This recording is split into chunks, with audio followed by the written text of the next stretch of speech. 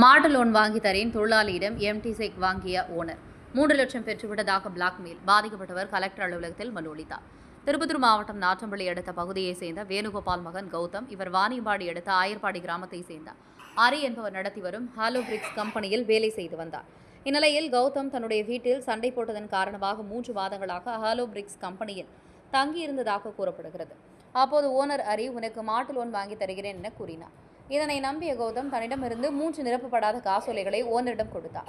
இந்நிலையில் அந்த hollow bricks கம்பெனியில் வேலை புரிந்த லோகேஷ் என்பவருக்கும் கௌதம் ஆகிய இருவருக்கும் தகராறு ஏற்பட்டது.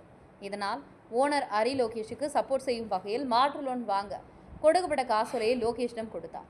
இதனால் லோகேஷ் தனக்கு 3 லட்சம் ரூபாய் தர வேண்டும் என கூறி வக்கீல் நோட்டீஸ் கௌதமுக்கு அனுப்பி பிளாக்மெயில் பண்ணதாக கூறப்படுகிறது.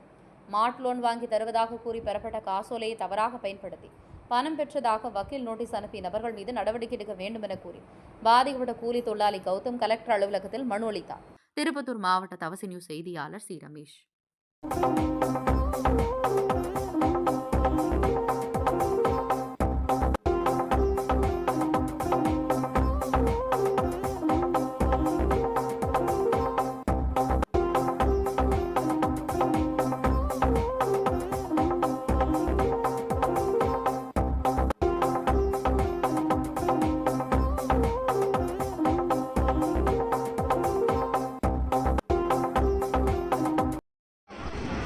நான் விளக்கணத்துலேருந்து வரேன்னா, என் பேர் கௌதம்னா. இந்த மாதிரி பாட்டி வீட்டில் தங்கி வாணிபேட்டில் பாட்டி வீட்டில் தங்கி நான் வேலை செஞ்சுட்டு இருந்தேன். ஹரின்றவர்கிட்ட வேலை செஞ்சுட்டு இருந்தேன். அவர் என் மேலே பொய்யான வழக்கு பதிவு போட்டு 3 செக் ஷீட் வாங்கியிருக்காரு. மாட்டு லோன் அப்ளை பண்ணி தரேன்னு சொல்லிட்டு 3 செக் ஷீட் வாங்காரு. ஆனால் ஒரு செக் ஷீட் கூட இன்னும் திருப்பி தர்றேன். கேட்டால் திருப்பி தர முடியாது போடான்னு சொல்லிட்டு என் மேலே வக்கீல் நோட்டீஸ் அனுப்பியிருக்காரு. அவங்க பக்கத்து வீட்டுக்காரன் வச்சு என் மேலே வக்கீல் நோட்டீஸ் அனுப்பியிருக்காரு. அது தக்க நடவடிக்கை எடுக்கிற மாதிரி தலைமையிடம் கேட்டுக்கொள்ளுங்க.